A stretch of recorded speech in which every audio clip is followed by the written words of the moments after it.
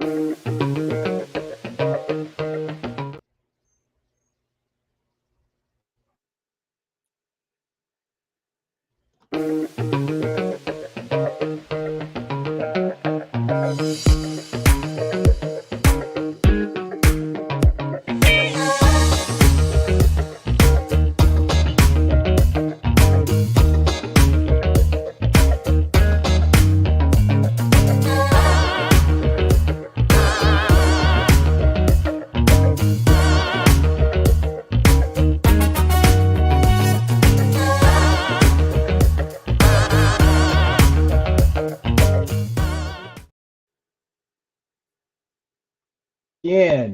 and welcome to New Thought Today. I'm your host, Rev Z, and my cohort, Reverend Briggs, is on the road.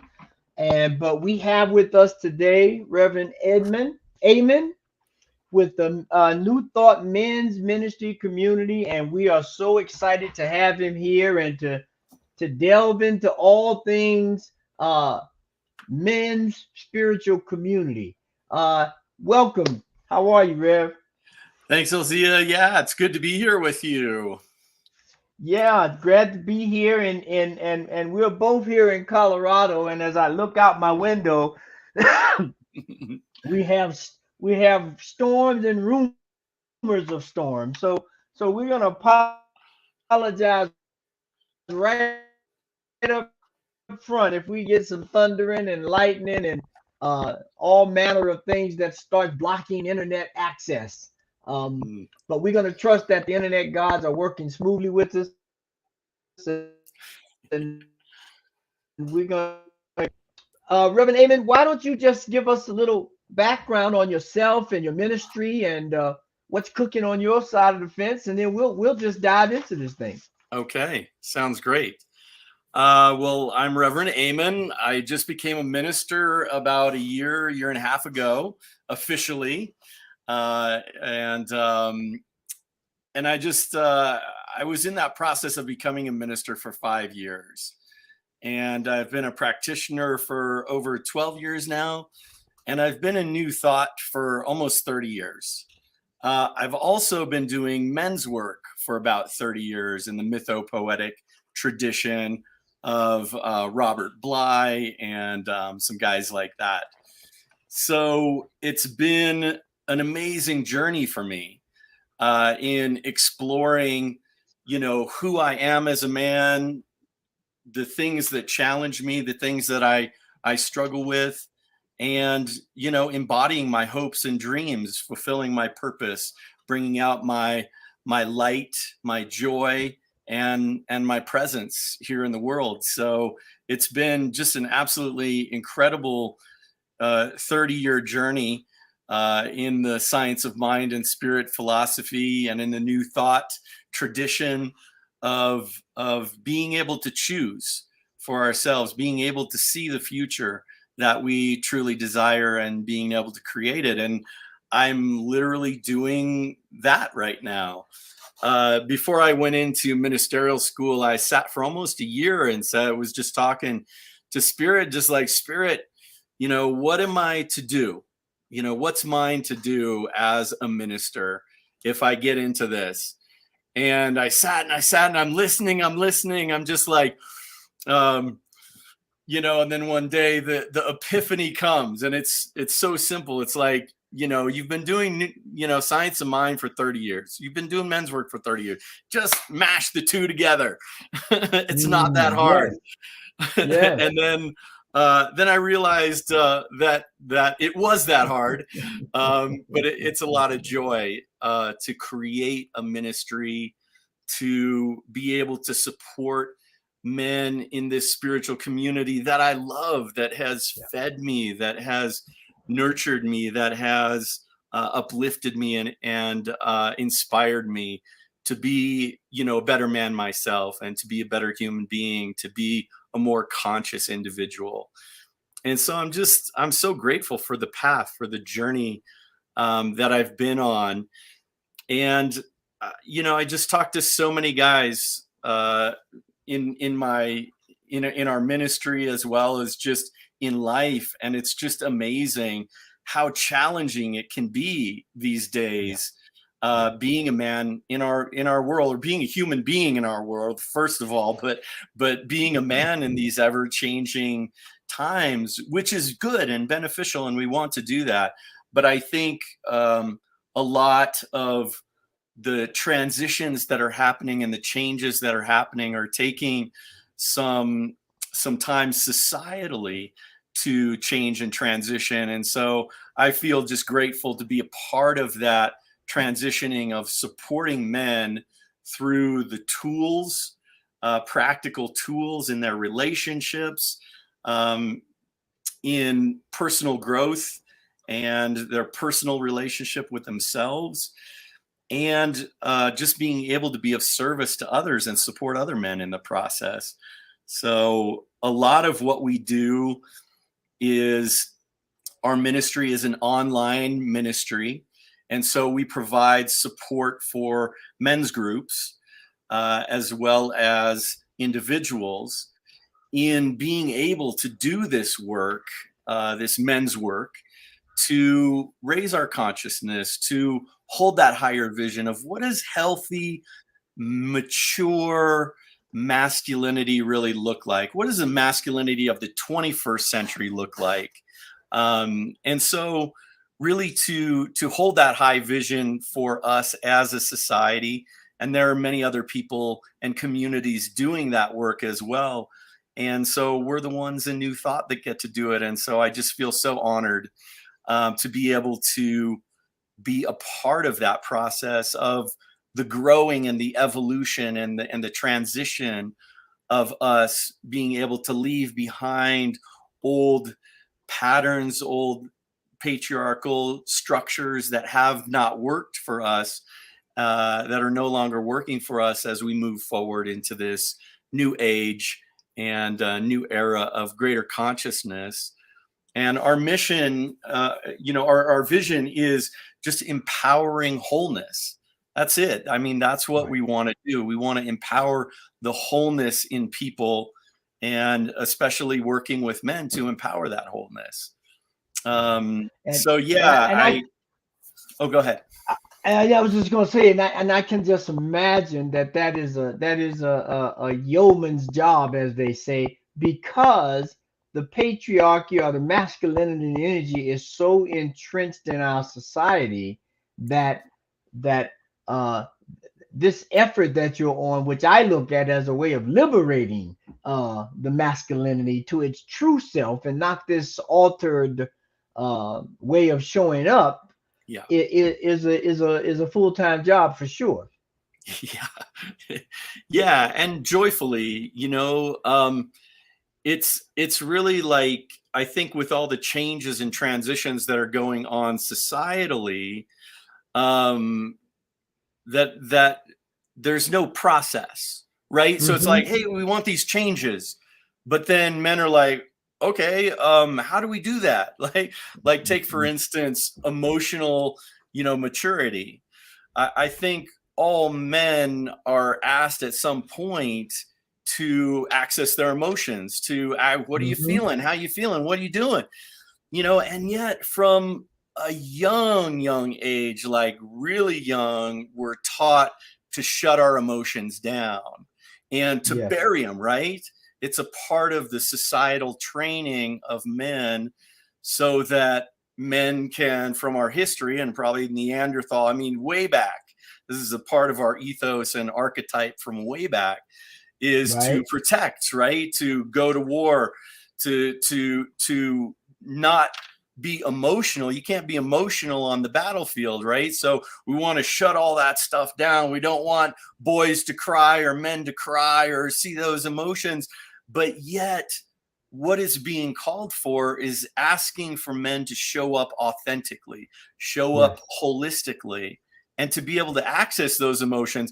But ever since 3 or 5, definitely before like 8, 7 or 8, we're taught very clearly by sometimes parents, sometimes teachers, sometimes other kids, that emotionality is unacceptable. And so we're just crushing it down, crushing it down, crushing it down. And yet when we get into a relationship, oh, you know, I want to know what's going on. Well, how are your emotions? And guys are like, I feel good. You know, we're allowed to feel good, or we're allowed to be angry. You know, there are a few things that societally, anyhow, are more acceptable. And I'm just so grateful that our society is expanding and becoming more conscious that we're all just holistic beings. We're all emotional. We're all mental. We're all physical. We're all spiritual. So to deny one part of ourselves like that, just for instance, the emotional part of that, can be just devastating for our health, for our well-being, for our relationships, and not to mention just being honest with ourselves as to what's going on. So to be able to support guys in raising their emotional intelligence, being able to access the emotional body in a safe and supportive environment, is absolute. And that's where we always start, is with trust. As any relationship, you know, you always have to start with trust and building trust with other men, and within ourselves, that we can handle those emotions, right? Right. They are allowed to come out more So free. now, so with that being said, you know, I want to ask this question. Given the work that you do and the aim, which is much needed in this day and age, how would you define spirituality?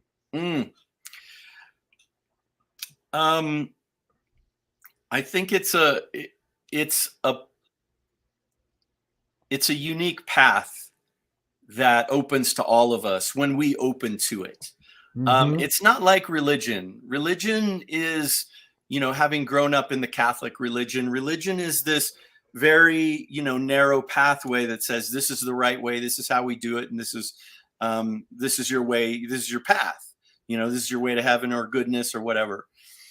And for us, it's more complicated. I think for some people who don't want to think about that, or don't want to have to work out, you know, their own relationship with the divine, you know, that's fine. Totally fine. But for those of us who are on a spiritual path, now that's a different story, because it is like, what is that for you?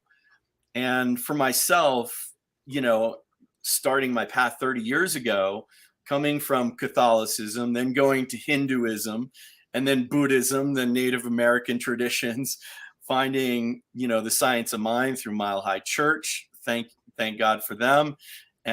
You know, and continuing always to explore these different paths and these different sort of religions, or the pieces of religion that for me and that for us as a community resonate.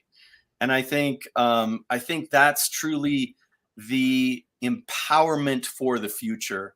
I think what we see statistically, anyhow, is religion is really is on its downward trend, but spirituality is on its upward trend, because we're not asking anyone to believe in anything necessarily. It's like, how do we see with the different lens? How do we see from this expression of love? You know, how do we see through the heart? How do we see through the eyes of oneness or wholeness or beauty? And you know, what path unfolds before us with those kinds of perceptive, through that kind of perceptive lens. Right. And you know, one thing I think, and you highlighted it there a little bit, in that I think oftentimes spirituality and religion are definitely misunderstood, but definitely assumed to be one or the other, in that from a traditional sense, spirituality is that, as you were saying, that set of things, whether it's a thought, and it's more than just thought, but thought and activities that connect you with something greater than yourself.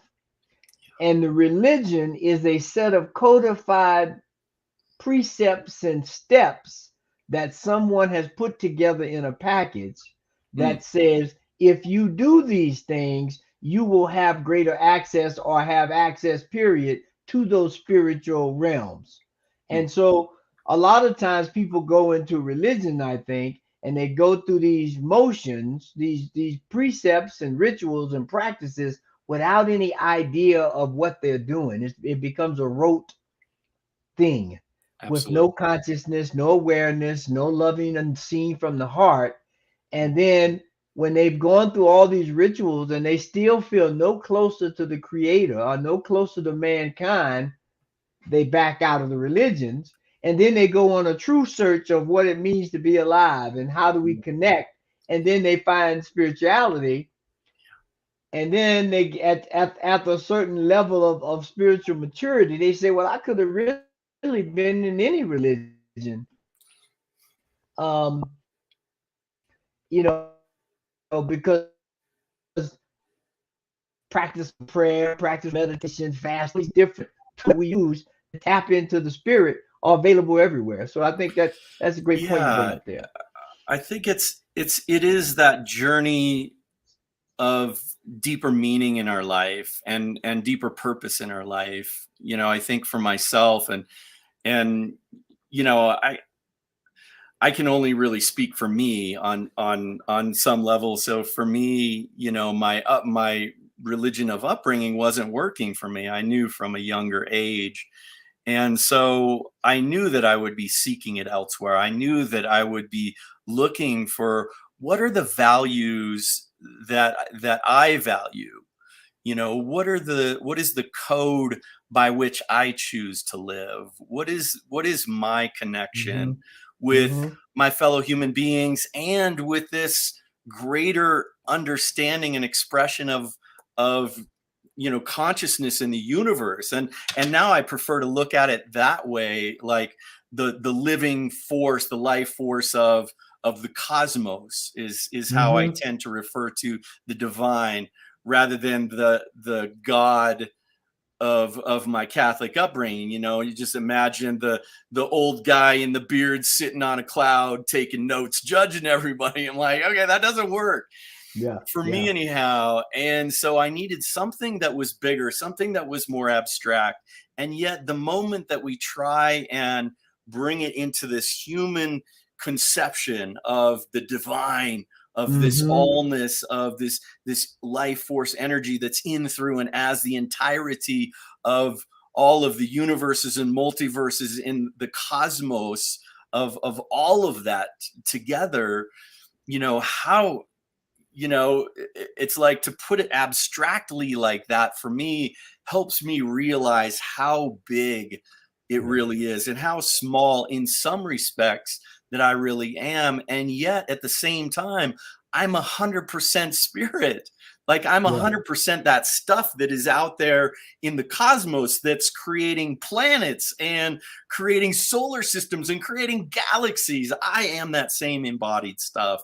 So for me, that is the exciting piece, that I have that creative urge, just like the rest of the universe. Yeah. And so we get to go into that. We get to step into that through the alignment of our mind and our body, our heart and our spirit, in saying, okay, what is mine to do? What am I here? How can I be of service for those of us who feel drawn to that part of it? Hmm. How can I Hmm. be of service to my fellow human beings? And what is mine to do?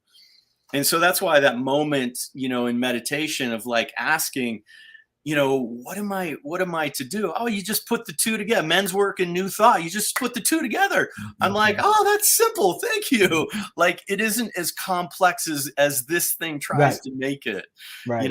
It's just And it's interesting. You were talking about the name for the divine, if you will, and a thought popped in my head, of how we have to get beyond these terms and things. And I said, it's a lot like trying to put a hurricane in a bottle. It's like you can't. right. It, that's going to be a problem, and Not gonna. so not going to fit. And No. so I think about when you're doing the men's work, and it happens. in all areas of humanity. But I wonder how you look at it. I'm sure you've heard the uh, concept or the phrase, spiritual bypass. Mm. And I would suspect that just because the way men are cultured and raised in this country, there might be a little bit of a spiritual bypass going on. And so I'd love to hear No. your thoughts. Love to hear your thoughts on that one. Well, and jokingly, it's fun because we all spiritual bypass, right? And so Mhm. we don't want to judge that uh, too harshly, but at the same time, for us in New Thought, we want to be more conscious. We want to engage those parts of ourselves that we're unaware of. Mhm. I think for us in men's work, shadow work has always been a part of men's work, to be able to delve into those parts that we deny, that we say, no, oh, that angry part of myself, that I can't let that out of the bottle. I can't let Mhm. Mhm. that show up, and so when we repress again. At some point it's going to squeeze out the sides, right? It's going to come out in weird ways. And so by us being able to go into a sacred space or a ritual space, Yes. at like one of our gatherings, one of our men's gatherings, we can move into this space where it's like, yeah, just let your anger out, man, just scream it out. And because we don't have these things in our normal everyday society, that we go away, we take time away. There's a reason why we take time away and we step away from our lives to Mhm. move into this different consciousness, to create this space where we can safely express and entertain the things that are shadow, the things that we deny, the things that we can't normally talk about in normal day-to-day life, or can't even talk about in our relationships Mhm. in some Mhm. cases. So to be able to understand, one, that we all have bypasses and that we're all working on growing our consciousness to embody these places where we're unconscious. um, I recently just had one come up in my own relationship. It was the awareness of the attachment theory in Mhm. relationship, and how people connect based on how they're raised. And it was just a very interesting piece for me to delve into that, to see how I attach, and to see also the ways in which I sabotage my Mhm. relationships or have in the past, and why. And it's like, oh, so it's that level of understanding, that level of greater consciousness, that when it's allowed to show up, when we're okay with our unconscious showing up, or even calling that forth, like, Mhm. okay, unconscious, I'm ready to be more conscious in my life. I'm ready to be more aware of the places that I'm not seeing. Then, slowly and gently, we want to ask for that gently. These pieces that are unconscious to us can now show Yeah. up and Yeah. go, oh, okay, that's a piece of how I show up in relationship, or that's a piece of how I show up in spirituality, based on my religion of upbringing, instead of making it what it is that you want to be. Being aware of the programs that are running in here, in the computer system of the mind, over and over and over again, because they get triggered through that neural process of, okay, something reminds me of this, and oh, we're down in the groove, right? Yeah. we're in Yeah. that Yeah. we're in that same pattern. And so to create those new grooves, which I love, new thought for this, and in, change your thinking, change your life, Ernest Holmes says. And so to be able to simply go, you know what, that's how I've done it, that's what was given to me, that's how I grew up, and I know that's unhealthy, I know that's not serving me. How can I choose something else and put something else in place that is going to allow me to have successful relationships, that's Well, going to allow me to have a better experience of life, more abundance, more all of the good stuff. Right. And what I hear in ingrained in all that you're saying, is one thing that I think modern society has kind of threw out with the bathwater, if you will, this baby of rites of passages. Because Mm, um, when yes. we look at indigenous communities had rites of passages for both male and female, but they also had rites of passages for every stage of development.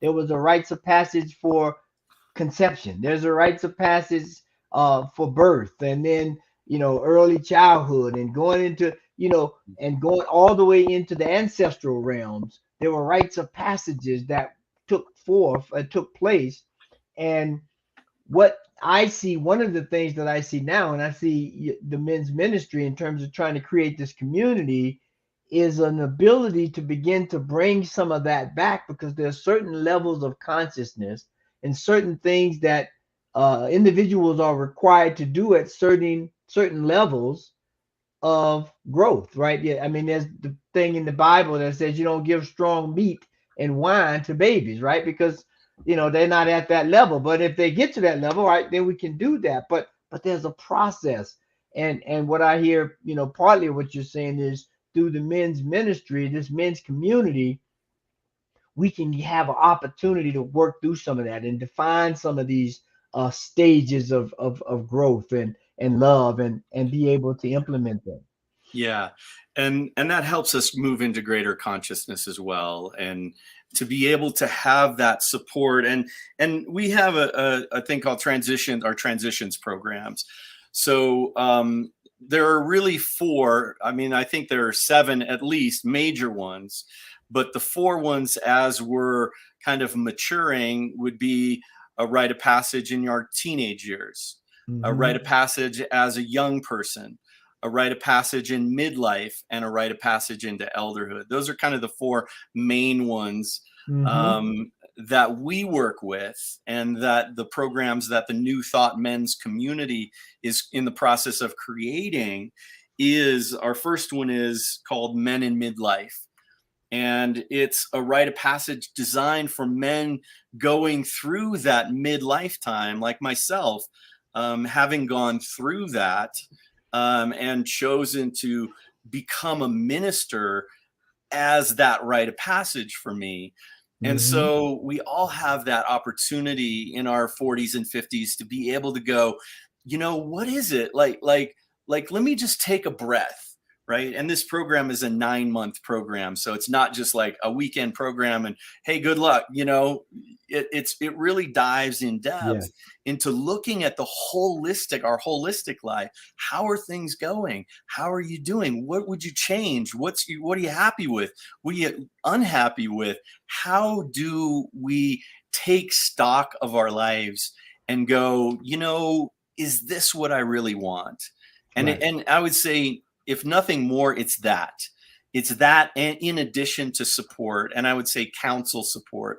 And what I mean by that is it's like a lot of the work that we do is counsel based, meaning that we sit in a circle and we check in, and we all have time to be able to speak and share what's going on in our lives.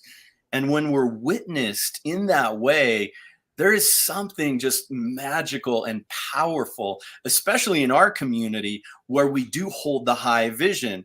It's more than just listening, it's really listening with consciousness and blessing. Mm-hmm. One could call them blessing circles. I wrote a book on that. It's called The Blessing Circle. And, it's all about just us coming together in community that has been done, for thousands and thousands of years. Both gender roles for women and for men, for both in community to come together and do counsel. It is invaluable to be able to see and to honor and to support and to be supported in circles like that, in councils like that. So that's one of the primary things that we do, and a primary healing and support modality, because really, how often in life do we really get heard? And so those are a part of our regular men's groups. but also a part of this Men in Midlife to really be seen and be heard, and to be able to say, yeah, I hear you saying that you're unhappy with the path that you've been on. I was a contractor for 30 plus years, like 38 years or something, still kind of am.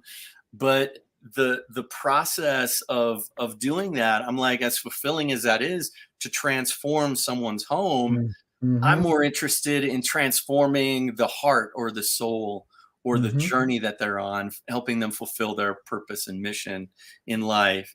And so that's the midlife transition for me, is moving into being a minister, moving into my own maturity as a man, as well as to be of service to others. And so I think there is nothing more beneficial to honor those transitionary times than a rite of passage, or to have that be, a transition, a conscious transition from one to another. Yeah, I don't know about you, Alzia, but go ahead. No, I was gonna say still doing construction work, just on a different structure. Just on a different structure. We're remodeling in different ways. Yes. So I'll tell you what, let's do this. Let's take a short break to highlight one of the programs here and to thank some of our sponsors.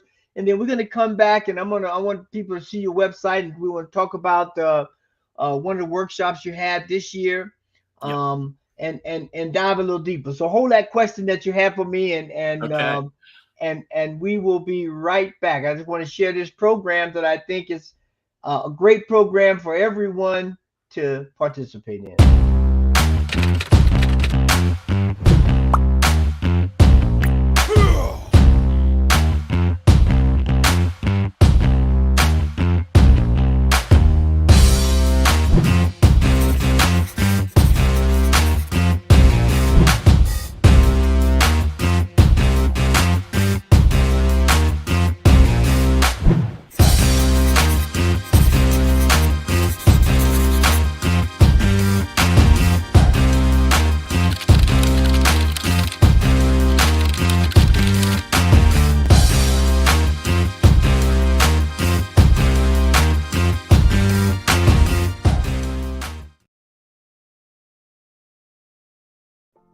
Please help us say thank you to our organizational sponsors and donors, including the Hefferland Foundation, Affiliated New Thought Network, International New Thought Alliance, Science of Mind Archives and Library Foundation, Center for Spiritual Living Denver, Center for Spiritual Living Midtown Atlanta, New Thought Philadelphia, Planned Happiness Institute, Summit Center for Spiritual Living, Center for Spiritual Living on the Lake, Unity Spiritual Center Kitchener, Om Center for Spiritual Living, Center for Spiritual Living North Jersey, Unity of Savannah, Center for Spiritual Living Seattle, and all of our individual donors and sponsors.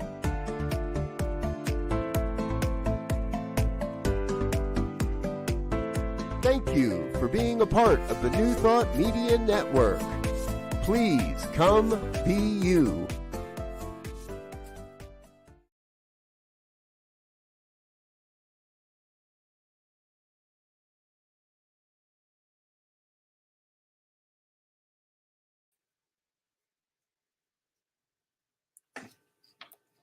No, we're here, New Thought today with Rev Eamon with the New Thought Men's Community, and I got up his website here, and I'll bring that up in a second. And they just had a conference, and the site is big. I have to scroll a little bit here. Just had a conference in March, and had some amazing activities going on with Jamie Lula, and I heard it was a great outpouring of love and friendship. Could you tell us a little bit about that? Yeah, it was just a beautiful experience. Dennis Merritt Jones was our main speaker. And, for those of you who know Dennis, he's been in the movement for such a long time and is such an amazing person. And to just be able to have him there and his consciousness there, speaking about the awakened man, I think this is the journey that we're all on, is becoming awakened to our divinity, becoming awakened to our greatness. And to have Jamie Lula, who spoke as well and played his amazing and incredible music for us. There were so many other people there. Reverend Patrick from Seattle, and Robert Brzezinski was there doing some filming for us, and just a bunch of other people as well as volunteered, myself, of course. And it was just a powerful weekend at Camp Cedar Ridge up there in Oregon. And it was just so beautiful to have these men come together and to do this sacred work. And that's what I love about this stuff, is for us to be able to get together as community and just be ourselves, right? We kind of feel like we dim our light a little bit as we go into the world.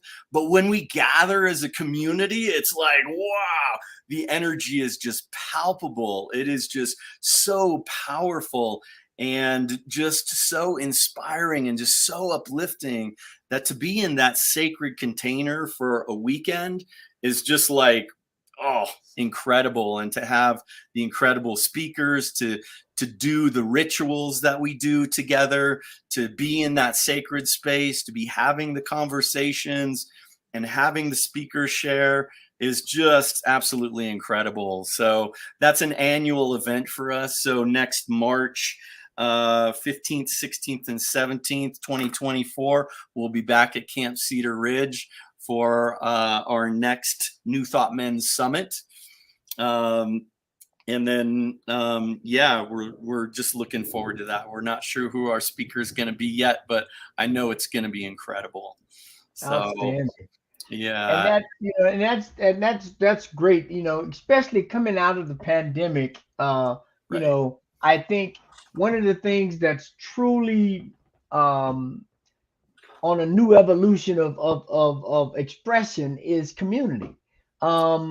And how it shows up and what it means and all of that. And so, to have events where people can come together again and Mm.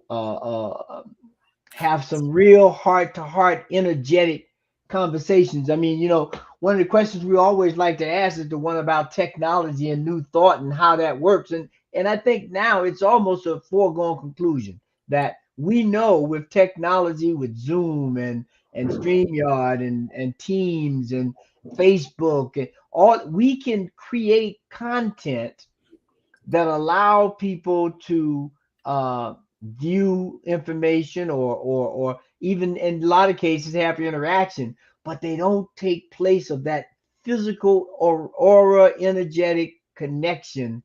And so I would love to hear a little bit about how you think this is going to evolve to get back to physical community in terms of the work that you do. Yeah. Thanks, Ozzy. That's a great question. I think, for us, we are an online ministry, so we've embraced that technology. We recognize that it is imperative. We have a Sunday men's circle that meets every Sunday evening at 6:00 Mountain Time, and it happened because we actually weren't able to do one of our gatherings because what happened is, like, the pandemic happened. So we were like, oh, do we go and risk it or do we not? And of course, my decision as a minister with the health of my community was, no, I'm sorry, we just can't do it. We don't know enough yet. This was the beginning of the pandemic. Mm-hmm. And so right then we just moved it online and had a wonderful men's gathering. It was only a one day, it wasn't the full weekend, but what I found out, Elzia, is that men were really hungry for the support. And I think in some ways they could feel what was coming. And so we started a regular men's group for guys to just come in and show up and get the support that they needed. And I think continuing that trend, now that we've seen what the online can do and can help reinforce, that community, because the first gathering that we had, all the guys from the Sunday night group came, and they were just like seeing each other for the first time in 2 years, and yet we knew each other so deeply. And so it's just like big hugs and just like, oh man, it's so great to meet you, and you're shorter than I thought you would be, and like all these great things that we don't think of when we have only met online. But that is the truest sense of community, is how do we come together in real life? Right. And then how does the technology support that continued experience of community grow until the next time we're able to come together? And for us, it's simply like doing different things. Like in the fall, we have a spiritual men's leadership conference on November 18th. So guys who are in leadership positions, ministers, practitioners, or, you know, just business leaders. Like I own my own business for years, and I would have loved to have talked to other leaders about how they lead in a spiritual way in a business setting. And so to be able to provide that context for people. And then our next thing in the winter is, and we've pushed this back just because we just haven't been ready for it, is the New Thought Men's Summit. So we have 22 speakers, New Thought speakers, over between the 10th and the 18th of February in 2024, to be able to share, you know, their wisdom and their brilliance and just their insight about being a spiritual man in this world at this current time, and how do we navigate all these challenging experiences, you know, from societally, politically, relationally, communally, you know, the just all the things that we're trying to bring together as our wholeness, as our oneness, right? As community. That means, you know, men and women. That means, you know, everyone from every race and color and creed on the planet. That means, you know, everyone with a different gender identity or sexual orientation. I love the fact that our community embraces all of that and always has. You know, I think this is the place where we get to be our authentic selves and be unapologetic for it, to not need to lessen it or feel like we need to hide it in some way, but be ourselves uniquely, boldly, proudly, and to shine our light. And so, you know, that's why we can do these things. And then right after the summit, we have our Global New Thought Men's Gathering in March 15th, 16th, and 17th in Oregon. So to do all of these things that we do and support community online, and then also provide physical spaces for community to show up.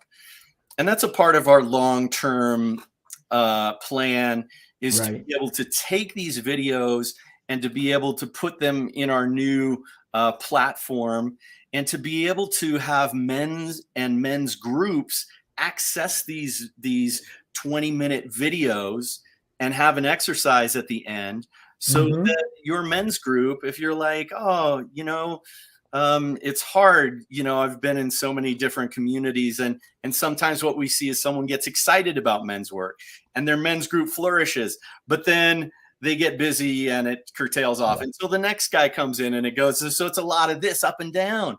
And what this helps it do is just even keels it. It gives it a sense so that there's not the pressure on one leader person to do this all the time. And yet the best and brightest voices from New Thought, our spiritual community, to be able to share, where you can go in and just choose a video for your men's group and go, oh, we want to look at this today, or we want to talk about this today, and just be able to watch the video together, and then to get into counsel and to talk and to share and to check in and then discuss what the video was about, to grow and expand the understanding and the consciousness, so that we are moving in this direction of healthy masculinity, generative masculinity, inspiring, supportive masculinity. I think right now, when we look around and we see, you know, the old roles of masculinity really just just struggling and being present and in their tantrum of the transition that they know is happening into this mature, healthy masculinity. We see all this dysfunctional masculinity going on. Right. And it's like, yeah, that's a part of the process. We need to see how dysfunctional we can be, how dysfunctional some of these old beliefs and perceptions and ways of being are, for us to truly see it within ourselves, to own it, and to say, yeah, I have that. I can be a jerk too. I don't want to be that, but I, I have been. Yes. And so to be able to acknowledge, so that we can heal those wounds, so that we can get the tools, the support, the encouragement, the wisdom to be able to take that next step up in our own evolution, to be able to show up for not only ourselves, our loved ones, our families, our friends, and our community, and ultimately our world, to hold that high vision of what mature, healthy masculinity looks like. And that's key, because I think one thing that it is, it's always been a part of the New Thought community, but I think it's emerging a lot more given what we've just gone through, is this whole idea of well-being and healthcare, and not just one aspect of ourselves. We're physical, mental, emotional, and spiritual beings, and there's a level of healthcare and wellness that takes place at each of those levels. And so now that we're beginning to, as you said, look to be more authentic and look to feel how integration works, not only in a greater society, but within ourselves. And how do we begin to integrate these things that we may, and especially as men, have kept separate and compartmentalized, that have suffered a little bit because they need one another to grow and to expand. So one thing we do just before we go off, we have a final thoughts. But before we go there, I want to ask this question. Two things. One, you mentioned several events. Can the audience find those more information about those on the website? You betcha. It's www.newthoughtmens.community. Yeah, it's right up there on the screen. So just type that in and you'll find our website. We have 5 major events this upcoming year. We're in the process of updating our website, so it's a little behind. But these 5 major events are our gathering that starts in the springtime, and then we have a rite of passage, which will do the men in midlife. Next year, we'll introduce a men in elderhood. The following year, we'll introduce a young men in their 20s and 30s. And then the year after that, we'll start a teen rite of passage transitions program. So those will take place in the summer, though.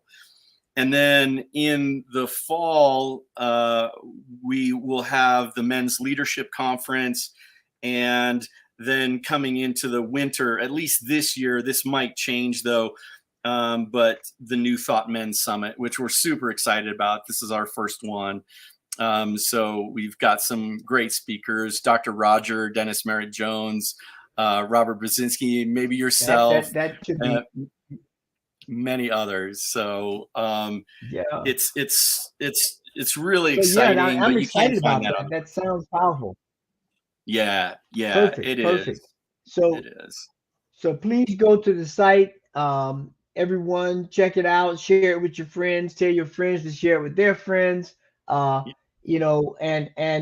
let's begin to be an example of what it means to be men again, real men again, as they say, that are fully integrated, that are tapped in, tuned in, and turned on to spirit, and are willing to be vulnerable, to share, to hold individuals and their place at this current moment in their heart lightly. And so that's going to be a great event, and I look forward to it. Now, I would like to add just one thing, Elzia, is like you can sign up for our newsletter, and I would just encourage anyone to sign up for that. A special shout out to the women in the audience. You know, at least half of the men who show up to do men's work and are encouraged by the women that they know and that care about them. You know, right now we're seeing just spikes in suicides for men, for young men, men in midlife, and even elders, like across the board. It's just a ridiculous amount of suicides and even slow suicides, you know, through alcohol, through, you know, just all of the through work, you know, workaholism, through, you know, just by not taking care of our health, right? Like that's a typical guy thing. Like, hey, you know, how long has it been since you've been to the doctor? How long has it been since you've been to the dentist? How long has it been? Like, you know, how do we take care of ourselves? And so that's one of those nurturing things, right? When we speak of roles, gender roles, it's like, oh, men aren't good at taking care of themselves. Well, that's something that a holistic man is going to pay attention to, because he knows that when his glass is full, then he's able to give to his family, he's able to give to his children, he's able to give to his community, he's able to give to his friends, he's able to be there and show up when we take care of ourselves. I think that's been one of the biggest lessons for me to learn in my ministerial training is how to take care of myself so that I can show up for other people. So last question before we don't. I want to get this in so we don't. Sorry, I just get so excited. It's great. It's great, and that shows that you're full with the Spirit, and that, you know, you're a great conduit to bring this forward. And this question is right in line with that. And then we'll go into final thoughts. What do you see, or how do you see New Thought in the future moving forward in conjunction with men groups and women groups and teen groups to begin to foster some things that we've either left behind or we've outgrown and need to remodel? I think that is a part of our, you know, part of our vision for sure, is like, so by being able to put these videos out on our site for the summit, then we're able to have this catalog of videos that men as individuals or as communities, whether they're in New Thought communities and they're like, hey, let's create a men's group, and this is an easy way to do it. It's kind of a plug and play men's group is what we're trying to create here, to make it easy for the leaders of those groups to have them. And I think that more than anything, just raising our consciousness, gathering together in circle, for men, for women, for young people, for LGBTQIA plus community, to be able to be really heard, to be able to be really loved, to be able to be acknowledged as the challenge that the world is right now. We're all so stressed and stretched and overstimulated that it's like, what is that like to take time out and just right now, just take a breath, you know, just a moment of consciousness. And when we can do that on more of a regular basis, when we can see ourselves out of balance, frustrated in traffic or in the grocery store or at work or with our kids or whatever it is, to be able to take that moment and have that consciousness and to know that you are a part of that greater expression, that creative beingness that is in, through, and as everything. I think it helps dissipate some of the stress. It helps dissipate some of the intensity of our lives, the inundation of our lives, and reminds us and helps us center into what we truly are, which is we're spiritual beings. You know, here having this human experience, having these emotions, having these physical experiences, having these thoughts, but ultimately we are spiritual beings. And so to root in that is our foundation of New Thought.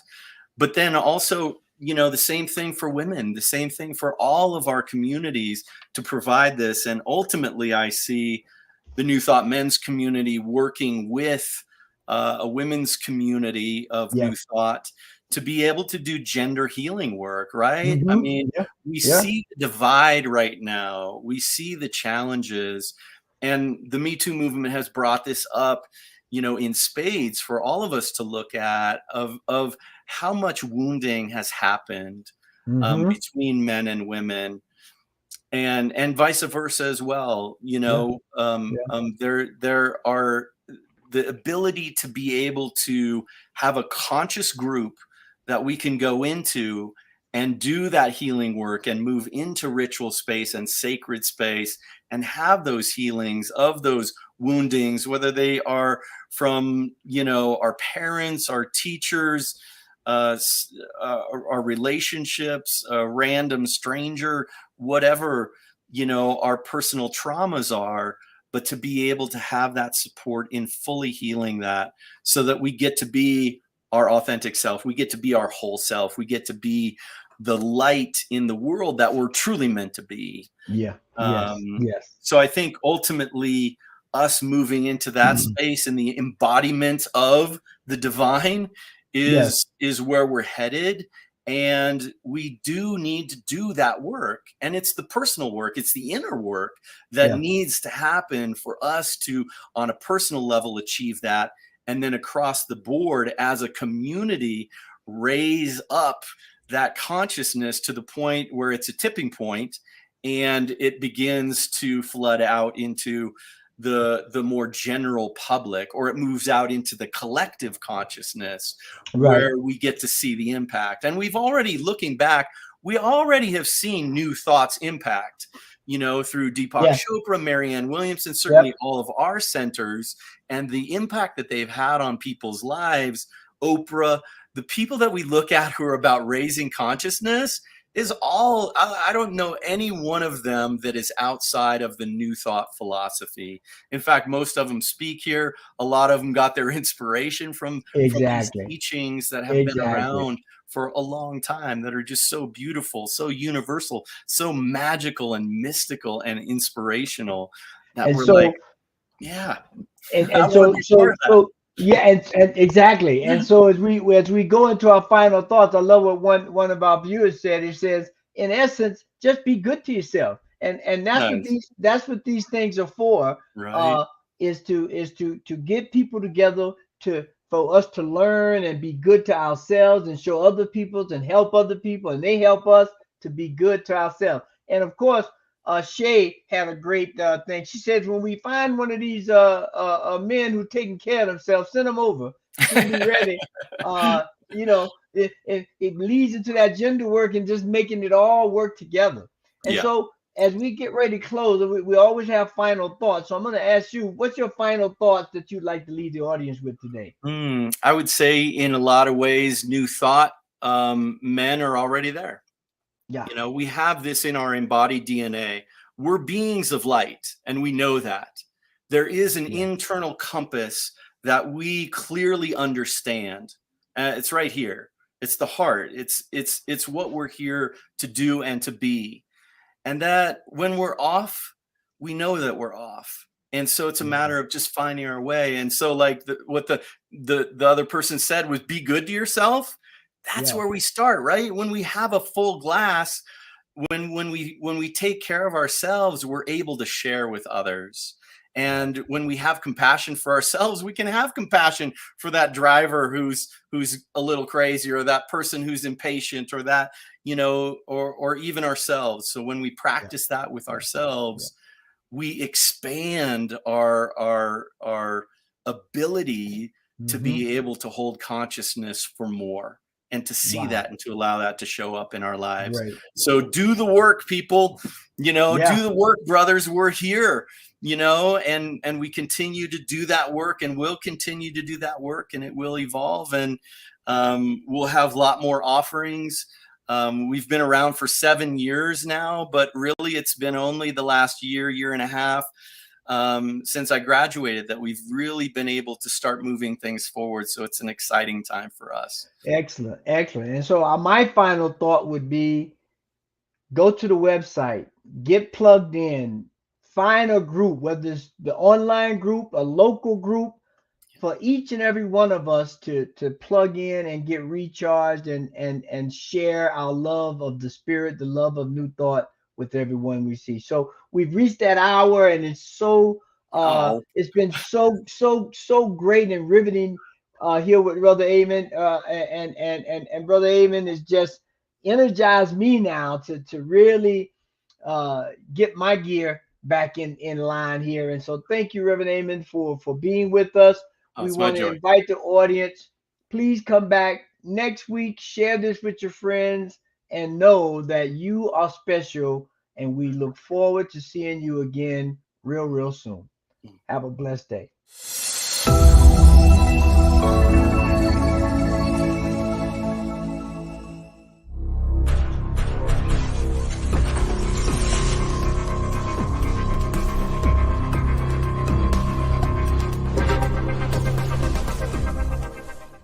New Thought Media Network.